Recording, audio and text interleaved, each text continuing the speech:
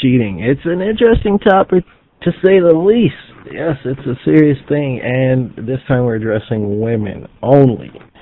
And something that I'm very interested in talking about.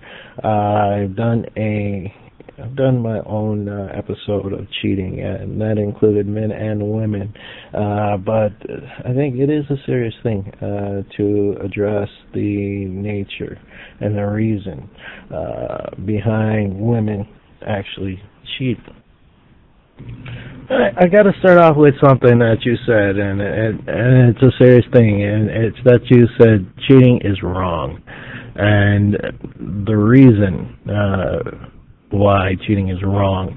The seriousness is that when you use a word like cheating, there is an amount of deception involved. There is a behavior that is betraying. And due to the fact that you're deceiving another individual, it is called cheating. So let's break that down as a standpoint. When you say cheating, you know that it has something to do with deceiving another individual. Now, with that said, it is a serious topic, and it is a scary topic for several different reasons. Number one reason is that betrayal can cause the destruction of a relationship. And I think that in this particular case, if we're using the word cheating, that there is a relationship of some kind, or someone thinks that there is a relationship of some kind. And what I've learned about women is their deceptive nature. Rather than being an orderly, organized individual, things become cluttered, and things become a mess in a lot of cases due to women's behavior pattern. And I also believe that their behavior pattern is that of non-consciousness. It's not a conscious behavior pattern for a woman to cheat.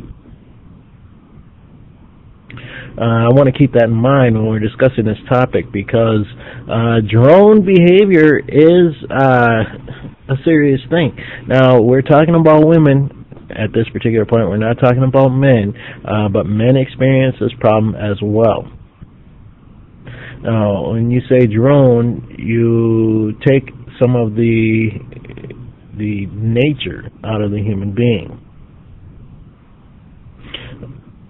You say it's a drone behavior pattern. It may just be a natural behavior pattern, something that people as created just do. And those of us who have an ability to separate ourselves from that behavior pattern, I think become a more dominant progression, or take a more dominant progression standpoint when it comes to a relationship, or when it comes to moving together as a partnership. So that's another thing that I want to keep in mind. The ability to be able to stand outside of the rest of these individuals and articulate what's actually happening, and understand how dangerous it is to watch some of the behavior patterns of these individuals is an ability within itself. And now, a lot of the times, I think when it comes to deep thought, you come to a negative realization. Things aren't happening your way. Women, things aren't happening your way. You decide that you're going to go outside the boundaries. The relationship has to be nurtured. This is something that we seem to forget. You treat a relationship like a baby, you go much further than if it's just a relationship and it has no meaning. A baby has to be comforted. relationship. You got to be able to comfort the other individual. You find women using a lot of negative thought processes. Number one, negative thought process: insecure.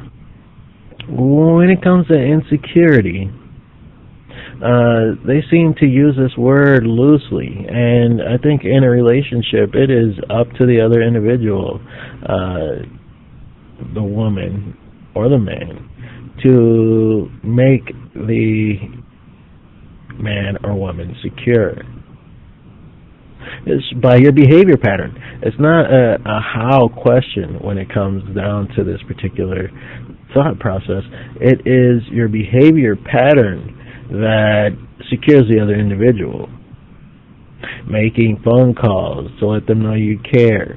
When you're going out to the club or what have you, being 100% certain that they know exactly where you are.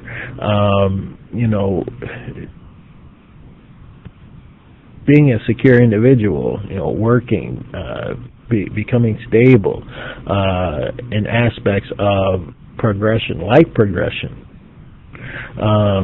Just securing that individual with a gift or a hello, letting them know you care. I think that's something that's lost. That's been lost in a lot of women of today's quote-unquote independent society.